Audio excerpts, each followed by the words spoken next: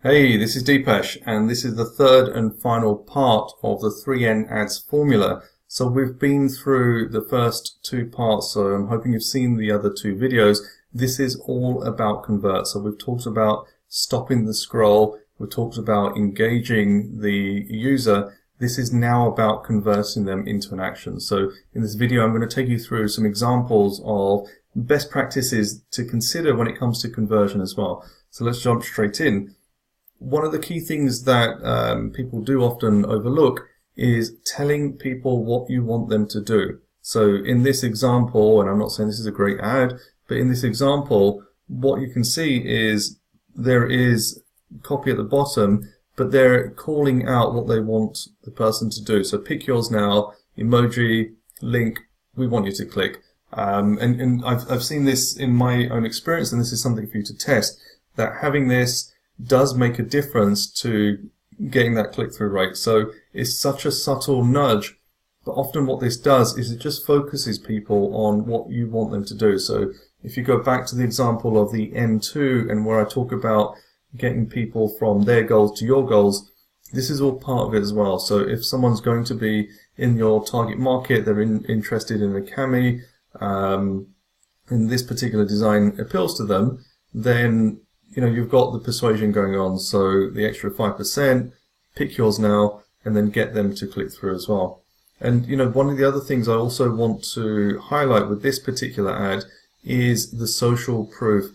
This is such a big part of what will convince someone to click and take notice. So in this example here, if you'd seen this ad and it had zero social proof and the copy was as basic or as bad as it is here, you might overlook it.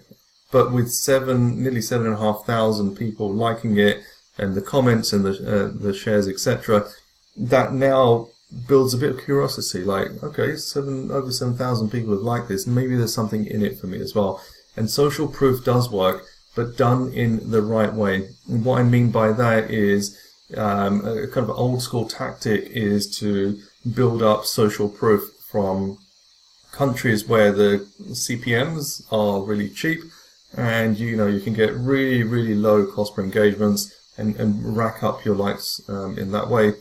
The problem with doing with that kind of approach is it starts to dirty your page as well. So you will rack up a lot of likes from some of these countries where maybe you're less interested in promoting your products or your brand.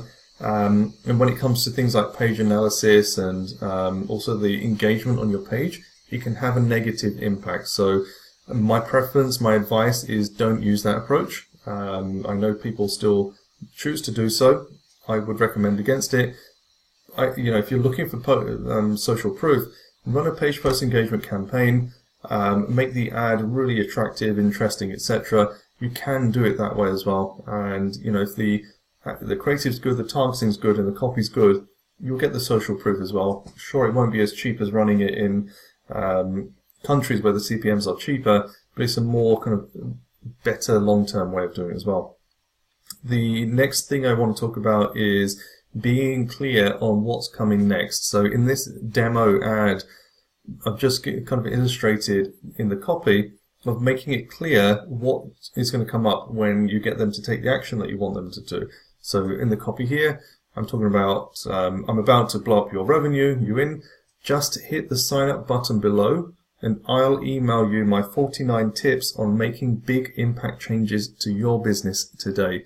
So I'm telling you to hit the sign up button below, and I'm telling you that I'll email you the 49 tips. So already you know that I'm going to ask for your email, you know that I'm going to email that to you as well.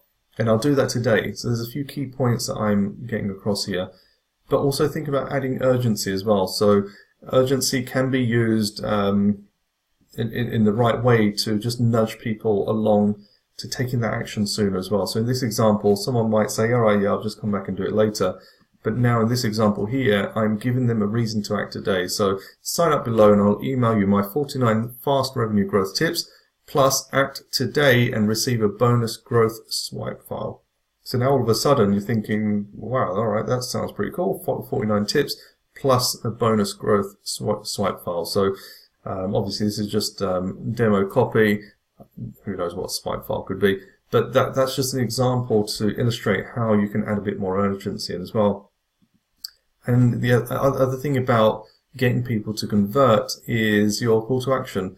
Facebook are continually adding new ones in, so there's watch more, there's sign up, see menu, etc. Play around with your calls to action. Quite often what I find is the kind of softer calls to action work higher up the funnel, so for your cold and warm audiences, and then when you're ready to kind of hit them with the direct response ad, then get them to book now or sign up, etc., etc. So just kind of have a play around with different ways of converting. And the key thing here is remembering that you are nudging them. If you are trying to kind of force them to do something, generally you won't get your way as well. So in the kind of approach of the 3N ads formula, nudge number 1 is to stop the scroll, nudge 2 is engage, nudge 3 is convert. But within that there are mini nudges as well. So what you're trying to do, and going right back to the 3N ads formula, it's all about getting people to do what you want them to do in a non-coercive way. So you're not forcing them to do it, you're persuading. And that's what this all comes down to. It's marketing 101.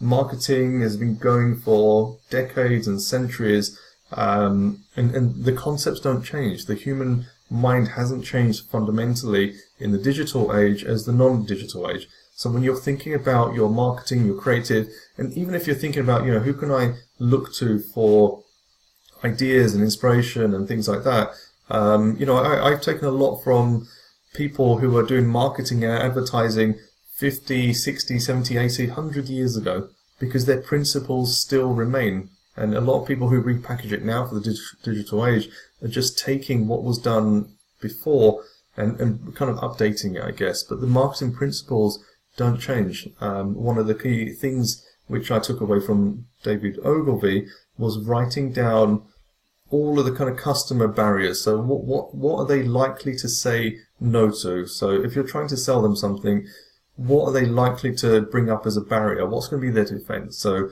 if you're selling a product, it could be, I can't afford it. Right, how can you make it affordable?